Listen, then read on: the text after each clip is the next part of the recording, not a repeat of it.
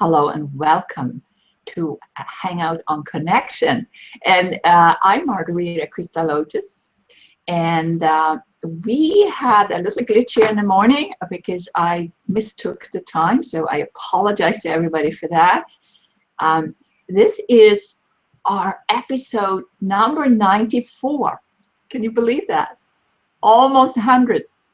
And in this episode, we're going to talk with Ros Betts, and the topic is a sound journey moving from a predictable future into uncertainty. And of course, we practiced that this morning. So hello and welcome, Ros. Yeah, hi Margarita and everyone in the audience, and those who are going to be watching as a replay as well. So can't forget that. So let me talk about Hangouts on Connection first. This is a forum for insights and healing, conversations about relationship, personal expression, and self-development. And we want to give you tools and inspiration to handle the issues which comes up for anyone sooner or later. And you can watch past episodes on our replay page, hangoutonconnections.com. I'm Margarita Cristalotis, helping stressed professional women overcome stress and struggles and discover their purpose in life and business. As an intuitive healer and mentor, I love seeing my clients flourish when they experience transformational healing in their life. And you can learn more about me on my website, thecrystallotus.com. So let's see what we have here. So Ros, I will see what we have here. I'm looking at my. So can you tell us a little bit? I know you live in Australia, right? Yeah. Yep, I've spent all of my life living in South Australia, which is the central bottom state in the Australian continent, and mainly on farms, because I was brought up on a farm when, well, obviously from when I was born. Mum and Dad lived on a farm.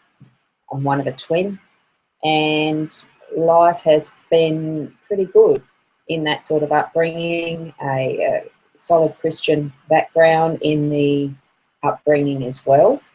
And as we were growing up, there was the chance to move to a different area in the state. So Mum and Dad bought a farm in Menindee at the time when I think I was about 8. So finished off doing my growing up on that farm there, which happened to be a dairy farm as well. So that's sort of the background of what upbringing I've had. And then I moved into a marriage and starting our own family and building a business, which was quite interesting because what we started with was a hammer mill machine and sheep manure and some plastic bags and processed manures by picking up cow manure out in the paddock and putting it in the hammer mill, bagging them up and taking them up to Adelaide to sell. And that's how we started our business and grew that to earth moving and then concreting and rock crushing, and it's now grown into a very big business really for the area at Menindee, employing, I think, my ex, because I have gone through a divorce since, but that's the business is employing quite a few people. I think it's probably about 12 to 15, could be 20 now. I've lost track because I'm not involved in that anymore. I now work for myself as a holistic therapist, I am growing that business, and but not so much as a business, because that's not how I see it. It is helping people with various issues that we do have as we live our life. So putting a few different therapies in amongst that. I was doing massage, now I'm not because of a health issue I had as far as a cancer been removed last year. It's now a year ago. And taking up hypnotherapy as the more not at the table and working the body so much. So I'm really enjoying that. That's discovering new things. Yeah, there's a whole lot of other stuff in the middle there that occurred as, you know, the marriage ended and I developed different things. I actually found my voice as far as being able to express myself and what I needed for my life as well, and branching out, and it's been a very interesting journey. Yes, So, and I've been very impressed with you. You are a co-host with Melanie Hall, right? yeah, loving it. Yeah, and so you are a star rising here, I think, and I'm so glad because fellow healer, therapist, coach, you know, in the holistic area, it's very, very amazing how many people wake up to that calling to actually want to help people. I get goosebumps when I hear that other people are doing the same as I, and I also have hypnotherapy in there and a little bit of massage and crystal healing and stuff like that. But the key is, I think, that we have a movement to approach the consciousness of our species right now, and following the old paradigm with traditional things, pharmaceuticals, that can be healed, that can be alleviated by just touching another person with your heart and work and connect with them. This is what makes my heart so passionate. And this is not to say that the conventional medicine is bad, but it needs that personal human touch. I think that's very essential. So let me ask you a question. How that sound journey started for you? What was the thing that made you wake up to your calling? Well, it did start, I'm not actually sure what year it was, but there was a woman who was doing a women's chanting workshop for a weekend in Adelaide at the Sophia Centre. Peru, the singing woman, was the name that she was using then. I think now she goes by her proper name of Periqua. I'm not sure how to pronounce that properly, but she has an amazing voice, and it was teaching us women-based energy with the chanting.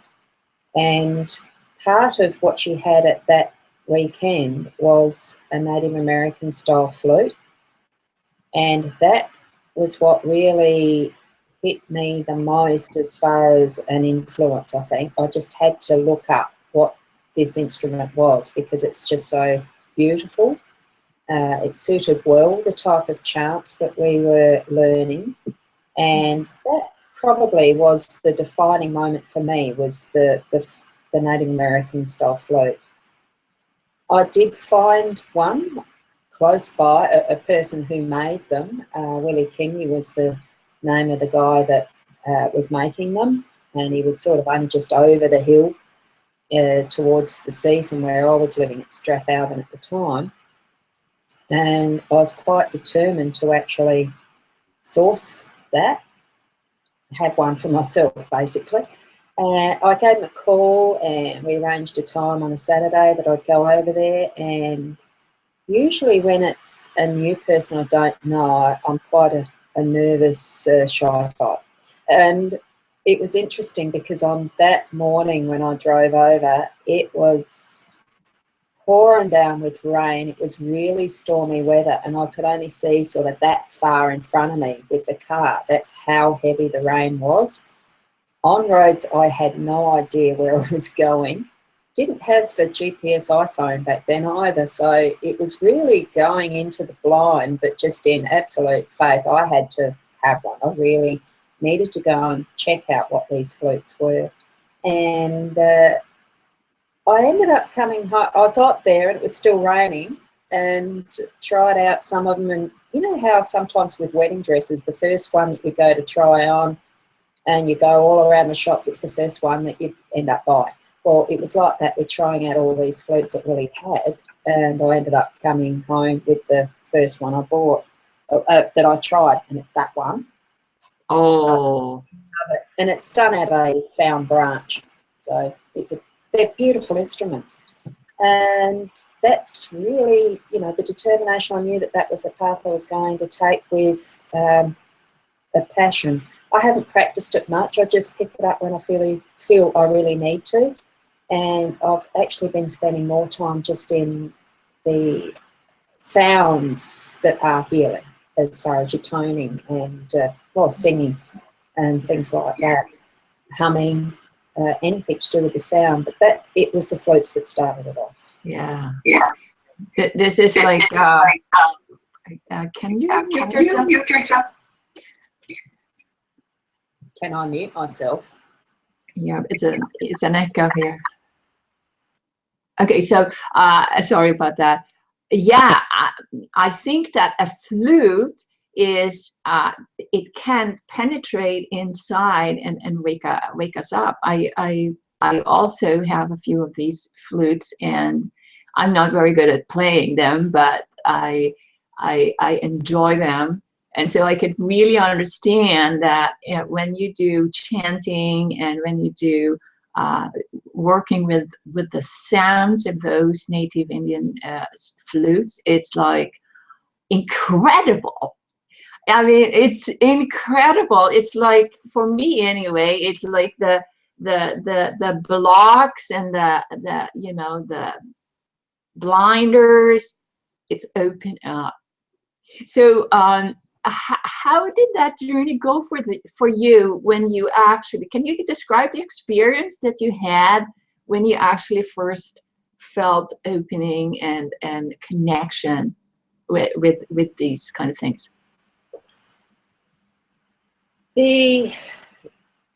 At that particular workshop with Peru, it really was like taking a journey into an abyss and back, but it wasn't like a black depth. It was really taking a journey where the body felt the vibrations first of the actual chanting, because I hadn't really experienced using the voice as chant before. I was used to singing hymns at church as a kid and as an adult, and then with the further awakening, I was more choosing different paths than just going to church. So it was that, it was just something that it is hard to explain unless you've experienced it for yourself, but it did almost feel like a very spiritual experience, other than something that is just connected to what your beliefs in a religion are. And that's what started off that pathway of looking for more connectedness with the spirituality, the spiritual side of feeling more than just what you're taught almost by rote through childhood, teenage, early adulthood. So it further developed later as my tool for helping myself with a heart condition. I actually have a thing called atrial fibrillation, and that I experienced it quite severely several times, where the heart races, like you've got the 4 chambers and it's the top 2 that just fire off like that and don't get the proper pulse like that. So what I would actually do in that situation, if I felt my heart starting to race and it feels like it was wanting to jump out of the chest, so I would just quietly sit and hum and direct that humming energy, that vibration, to the heart, so that it would actually get back to being reasonably self-regulated and start to slow down. So that was my first experience really of doing a self-healing technique using sound directly. So that's sort of the next step in the experience that I've had with it. And now further since then, I mean, I have had an ablation, so I don't get that as often, but when the cancer tumour was removed and post-op afterwards, it's really icky looking down and seeing staples in a line across your stomach and pain. But I was sort of using the self-hypnosis techniques and again that humming technique, but really low, in case anyone was listening or heard me. I thought, nah, I'm in a hospital, I shouldn't be doing this.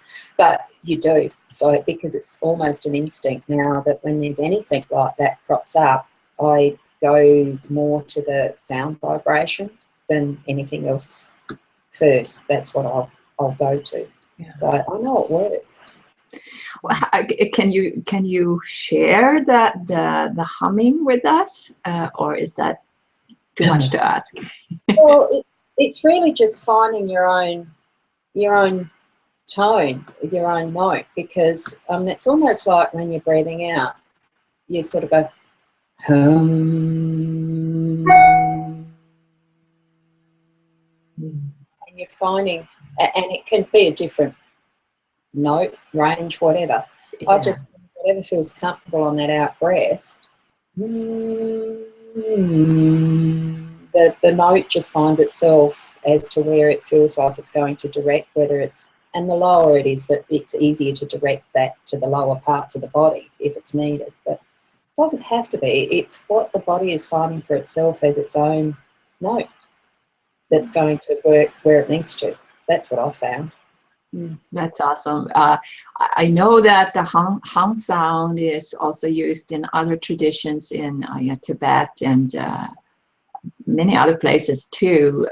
And then they have actually a symbol for it that one can visualize in the heart. Hum. All right, yeah. And so you discovered that from your intuitive mind. Is that what it was? Pretty much, yeah. I suppose it's like when you actually have, your kids get hurt, you go kiss it better or something like that. I suppose for me that's what I found instinctively was working. So it just happened. So intuitive, yeah.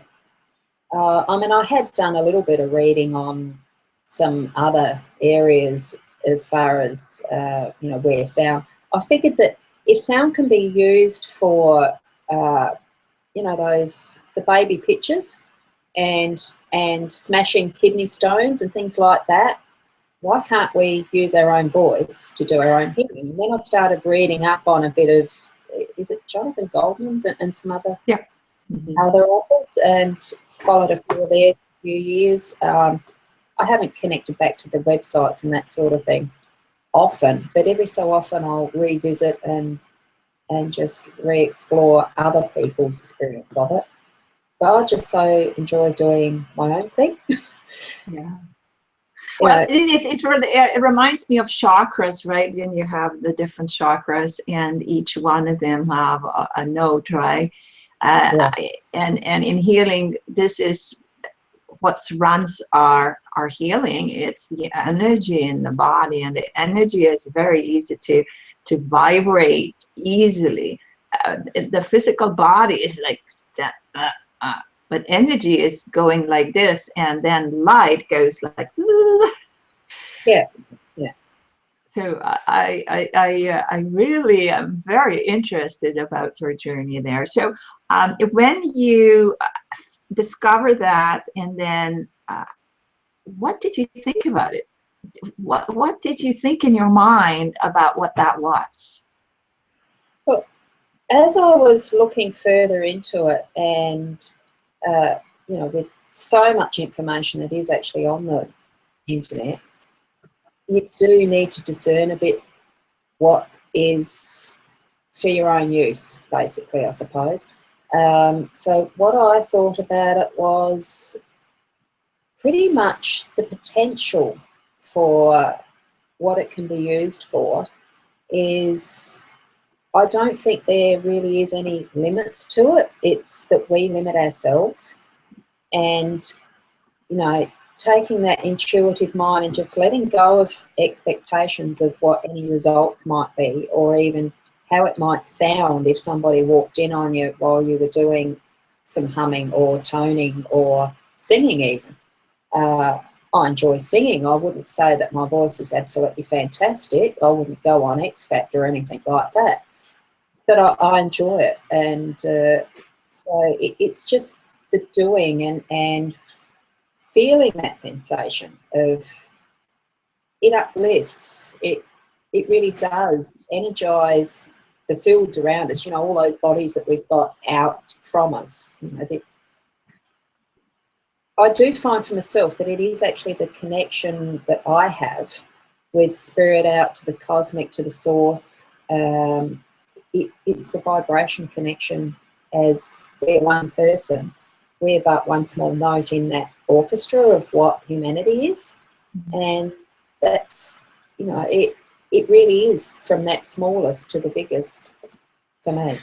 I think that if you can use this humming sound with your own voice and release some kind of conditions inside of you, calm down the heart so you don't have a heart attack or fibrillation or something, you have the perfect voice. There is no question about it. That is a healing sound. And anyone who thinks that they can't sing or that blah, blah, blah, I think you should say to yourself, I mean, I'm adamant about that, because if you can have that capacity inside, holy cow, you know, this is the real thing. This is the real voice that does it.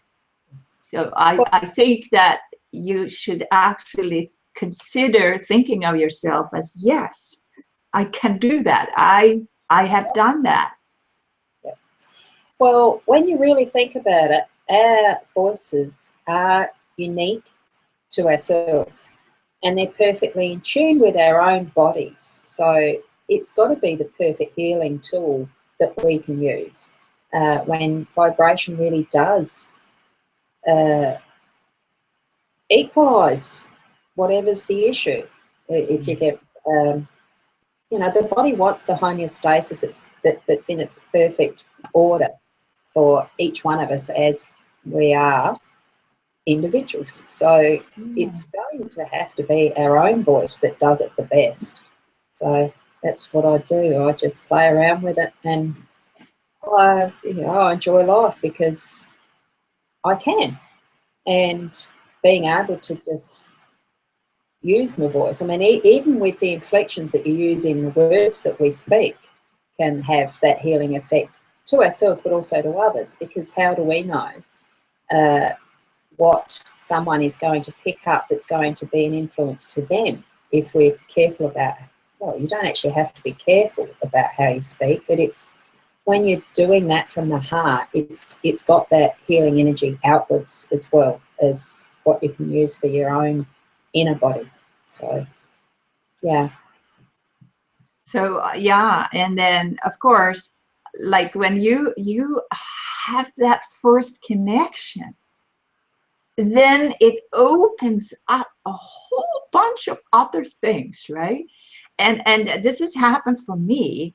I use crystals for vibration, not necessarily chanting, but it's the same thing. And I think the underlying field, let's say, that creates us, that's closer to God, let's say, it is of sound vibration. It is vibration. It's like light rays and vibration, and then the physical reality is filled with that. And I mean, the regular medical profession, some of them, they don't see that. They don't see that the real cause is underneath the physical.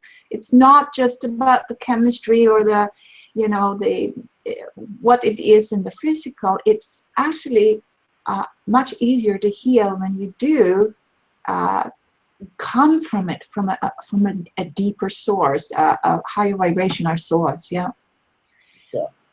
So Yes. tell me a little bit about what hardships did you explore and come through, other than what you've said so far? Well, honestly, hardships. Having the expectation, I think that, you know, when you from a upbringing that was in a Christian church where you marry and have the expectation of that lasting for life, and that changes, it is a really hard step as far as what choices are made within that. And so I feel really that was probably a more defining moment as far as what was to what is and can be, where it really is unexpected, because I went through that in a reasonably, you know, it was a reasonably secure financial situation that now even still can be quite uncertain for the path that I've decided to take. And there is a lot of trust that things will work out fine. Doesn't always, but I don't let it bother me so much. So as far as hardship goes, yeah, there's been some times where it's been hard as far as financial, emotional, in that switch over to being by myself for 6 years, where I was by myself, and trying to build a business of my own without the background knowledge, really. You know, in building our family business, I had the support, or we were supporting each other in growing that. And when you do it by yourself, it is so much different. And it's one of those things that I've always hated marketing. So really, as far as the average person's definition of what success was, I haven't succeeded yet. But I don't care in that respect, because that's not my focus. What is success anyway? It's only how you perceive it yourself that matters.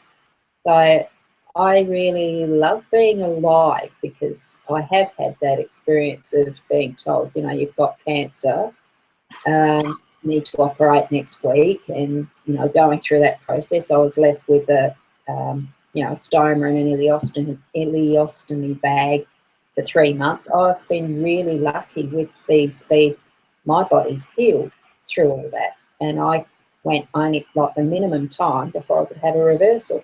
So now, a year on from that first op, as far as it was a biggie, I'm feeling really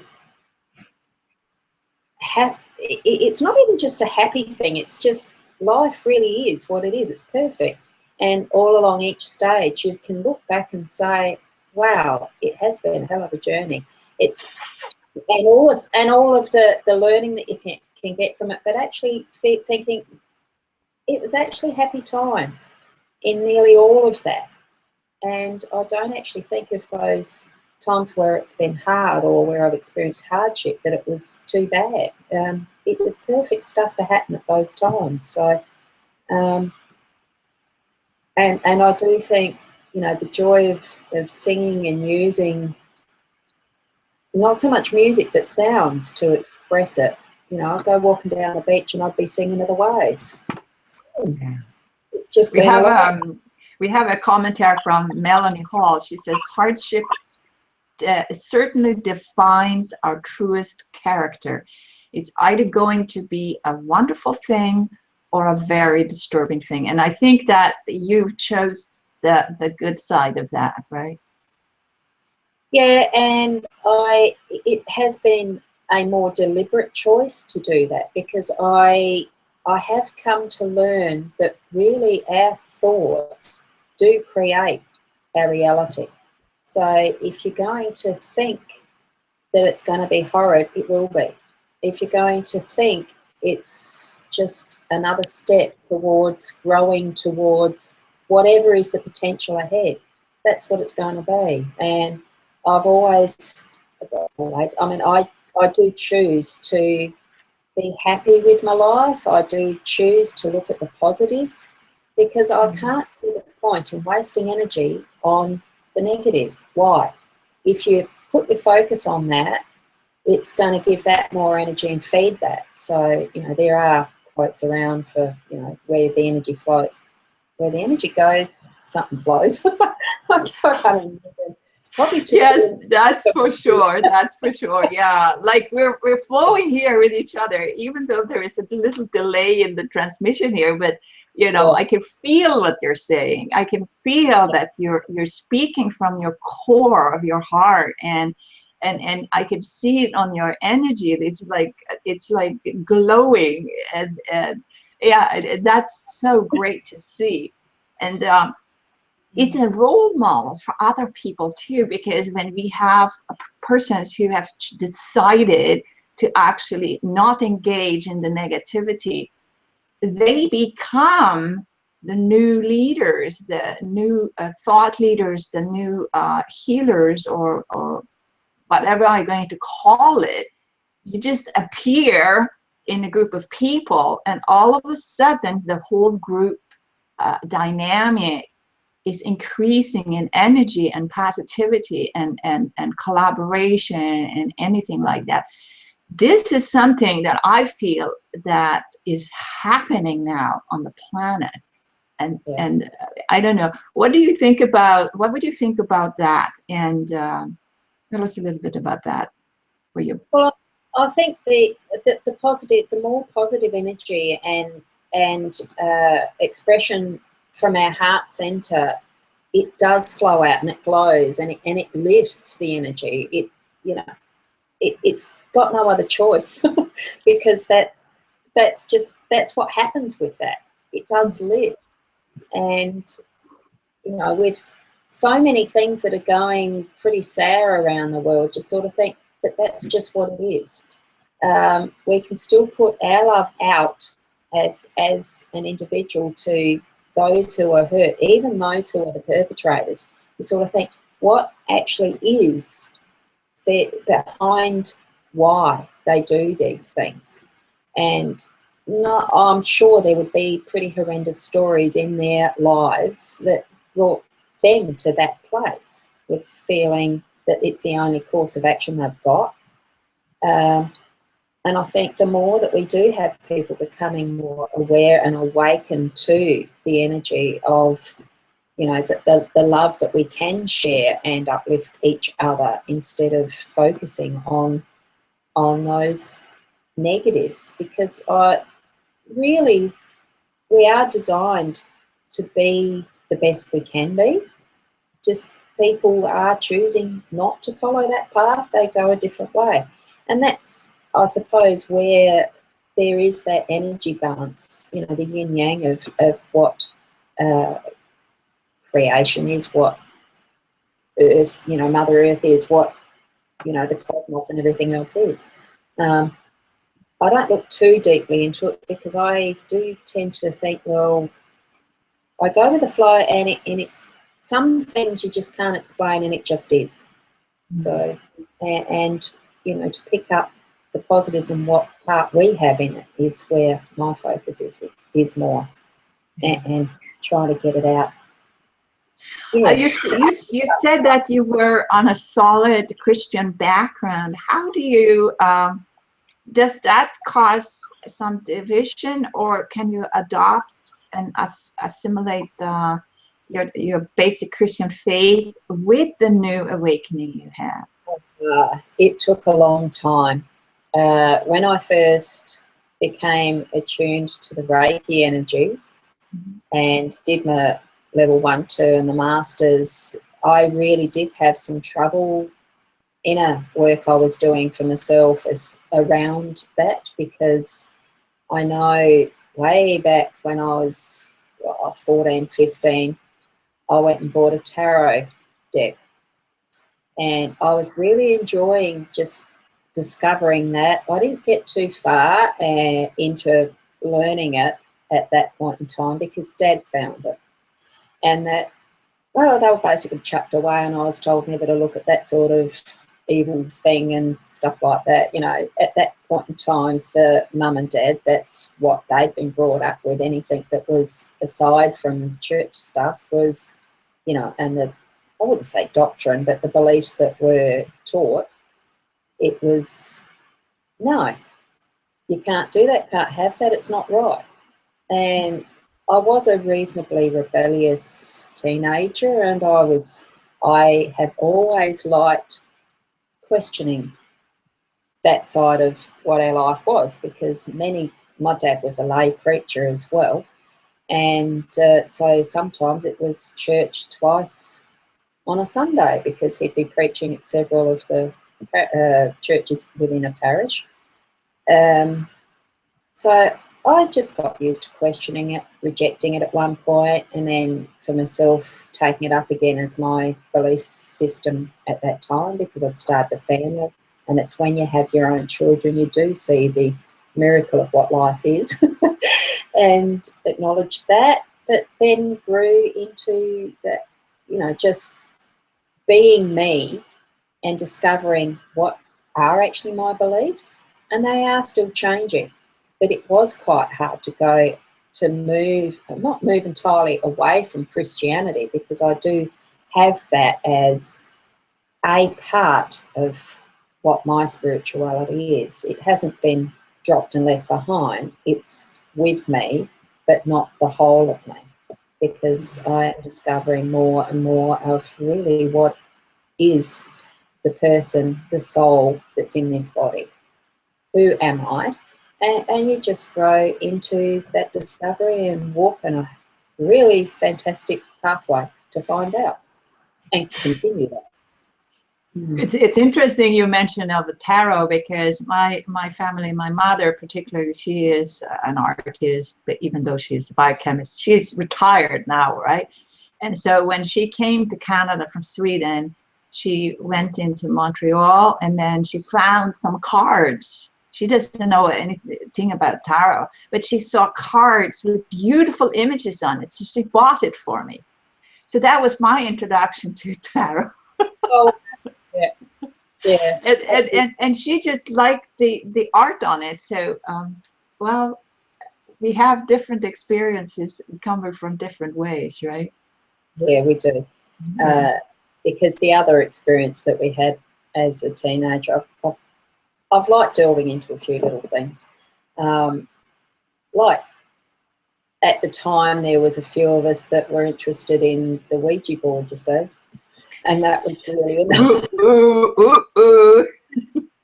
had a heck of an experience one night, and I haven't touched it since because, yeah, there was a well-known spirit who used to visit as far as when kids were doing the Ouija at that time, and it just happened to be that my boyfriend, who I later married, he was on the outside. There was a group of us there doing our thing, you know, the fingers on the glass and all that.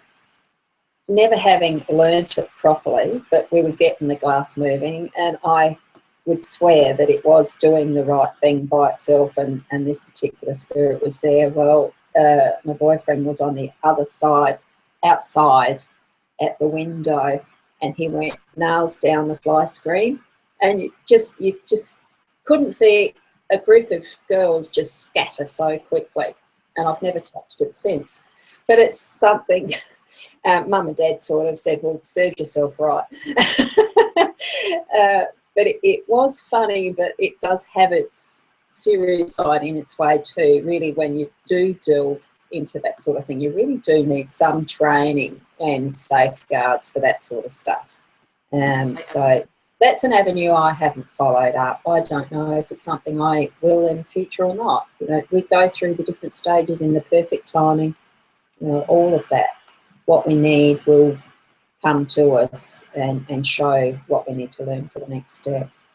So I think that for me, it's like I want to speak with my higher self that belongs to me, and I don't want to speak with somebody else, but that part of me, the connection there to all there is, let's say, or God, each one of us have that. I think that's how I believe it. And so when I tune into that, I don't need these side spirits who's running around and tell me, oh, you don't know where the spirit is, because maybe this is a lower spirit that doesn't have any experience and tells you all kinds of ridiculous things that's not true, right?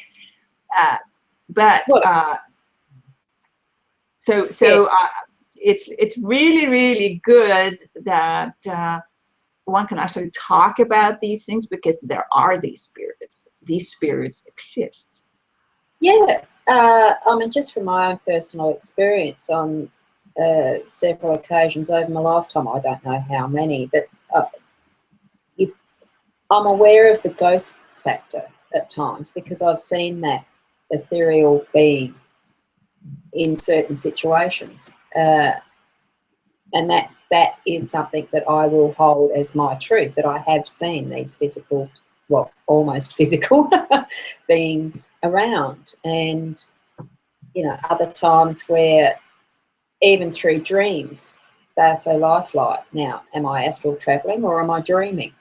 And it's instances like that from my own personal experience. I mean, you do question a lot and discover different things, and it's exciting. How much do you hold it to being a truth? I don't know. Our imaginations can be led astray as well. So it really is that connection with your inner self in helping you to know which is actually the truth for you as you're going through that next step in your journey, you know, whatever pathway you're following. So it's a lot of trust in self. Well, I think that's really good, because when you do the humming sound in your heart, you connected to that, and you plugged in the cord in the socket, and that makes you the authority of you. Yeah. And then if we're going to go outside to the left or to the right or to the front, instead of the channel going up and down to where we come from, really, that is, so if you have that plugged in, like you seem to have that, you know, like you could see that on a person, you will instantly trust a person like that.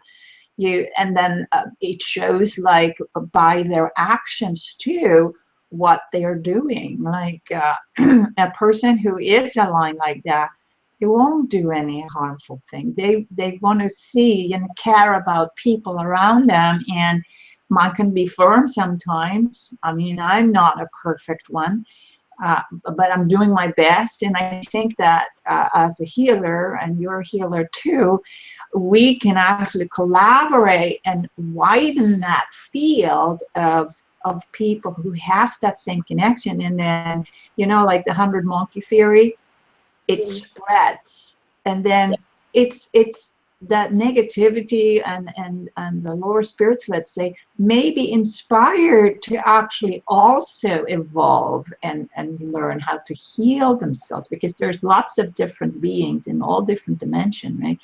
And maybe I was one of them another time, and then I come to this level now, and you are on this level now, and then we can meet. And then, you know, so these spirits and ghosts that are around, they are also souls in some sense.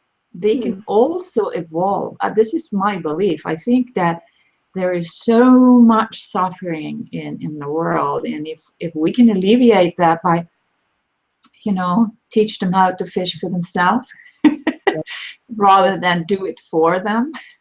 Yeah. Yeah, I agree with that, because I think it's just needing to remind people that they do actually have the ability to do that for themselves, and it really is just the reminder and guidance in the how, I suppose. Yeah. Well, this is amazing. I mean, we have already done our session, but I can stay on a little bit more if you like. because I'm very, very interested to, maybe you can tell us, so we don't forget that, where people can actually connect with you. Well, yep, the G+. That's changing. I do have a website, rainbowgoldbodywork.com.au. I still really need to work on my websites. I do have another one, rosbetts.com.au, but that really is a mucked up one. It collapsed a while back, got hacked and stuff, and it's never really been fixed since then. I'm trying to do a lot of that stuff myself because I like doing stuff myself and it's fun learning. Yes, taking a few courses on the Udemy and other things. Yeah, I think I'll be forever a student of one sort or another. So, yeah, I'm not sure where I've got anything. Yeah, it will be on the G+ that I've actually got my website, I think, and it's just Ros Betts. Yeah. So it was my Google stuff is, I think. I don't think I named it Rainbow Gold. I'll probably have a page there too, but I haven't maintained it because I'm not sure how. I'm still learning. I'm happy to help you with that, you know, if you want. It's like, it would be a pleasure for me. Yeah, you know, my takeaway here from this session is that this unpredictability, that I would not pay attention to the time today. It's like this session has gone like so fast, I can even, it's already over almost, right? You know, this is actually a great topic, and personally I would like to see you again and talk more about this, because this is, I think, can wake up people, not to scare them away, but actually be instigator for opening ourselves, you know, like opening ourselves. And so I hope that you would be interested about that too, and we'll see where we go. So what is your final word that you want to tell our listeners, what your mission is and what you want to do with your gifts? Oh, goodness. What's my mission? I think for every individual, it's our mission to actually look to ourselves first, to then be able to put that energy of who we are and what we can offer out into the world for, you know, the humanity's sake, that collective. I haven't really finished defining what my purpose is. I think, you know, I've always thought of life being, it is unpredictable. Even when we were doing our earth moving business and the rest, things have changed from day to day. So even though in its predictability of where I thought my life was heading changes, and that's what life is, it's constant change, so that you can't get back what second ago, what minute ago, what day ago type of thing. But you can take that experience, it adds up to the completeness of who the individual is, that is that influence within the humanity, because that we are a one earth, we are a one universe, we are a one galaxy, and whatever else our small brains can actually accept as the complexity of it, it is actually quite simple, and we do overcomplicate. So I think it's trying to make things simpler for people, you know, that I help in whatever way that is with the tools that I've got, and really I say I like to go with the flow. So where my energy goes, it flows. Is that something to give to people? I don't know. I share. Yeah. That was very sweet. You are very sweet. I just adore you. You come across to me like, you know, sort of an angel here. I have to say that. In the imperfection is the perfection. I would never claim it. Right. We have to look at ourselves all the time, because we can't get our ego involved in that and say that, okay, I'm the best. No, we have to be humble. We have to see, yeah, I made a mistake, and then and learn from it, So Yeah. There is no best, better, or otherwise. It's just, it is. We have our different, all components of who people are in what we do, from the garbage collector to the person that is the president or of a country or whatever. I mean, we are all people. We are all souls, and we are all connected. So, it's just being who we are. Thank you for those last words, and I'm very honored that I got to be with you today, and I hope we're going to see each other a lot of times more. Well, thank you very much for the invitation, because I've been looking forward to it and thoroughly enjoyed it tonight or this morning. Yeah, because it's very close to 2 a.m. here, so it's really worth spending time sharing with people in this way. I love the Hangouts on it. So thanks for the invite. And yes, I would consider coming on again, joining again. Yeah.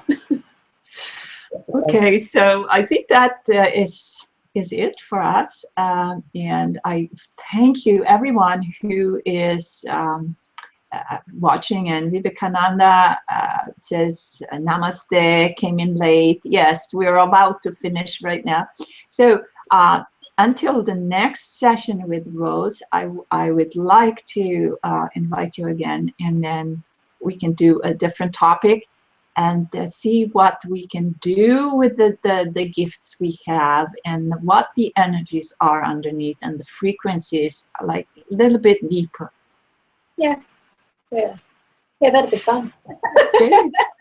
So thank you, everyone, and that's it for this week's Hangout on Connections. Blessings.